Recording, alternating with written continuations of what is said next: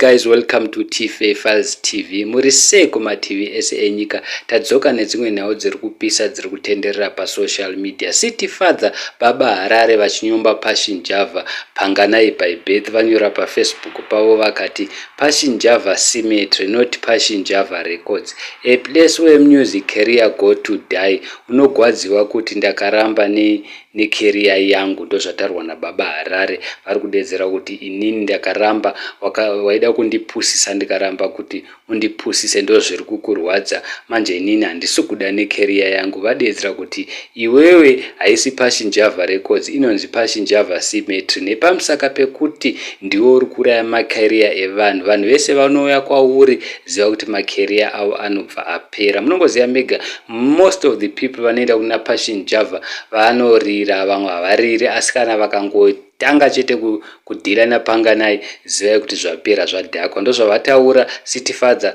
vakambotaura vakati ndiwo wakauraya Soldier Love nezvauda kuraya Silent Killer. Munongoziva mega panganai ari kupengeswa naSilent Killer, ari kumuitisa. Munongoziva mega anoti bvuma kupusa.